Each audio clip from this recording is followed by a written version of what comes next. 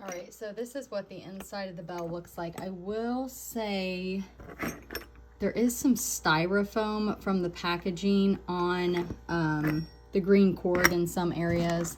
This is Caroline Christmas Bells. That's what it looks like. It plugs in here and then plugs in to the wall.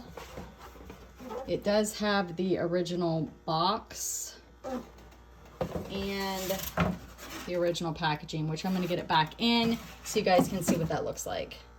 All right, so it's in the box, and just to show you guys, this white stuff does pick off. You're just gonna have to pick it off. It's just from the packaging, from sitting in the box. It's just kind of stuck to the green. So they do work, tested and working.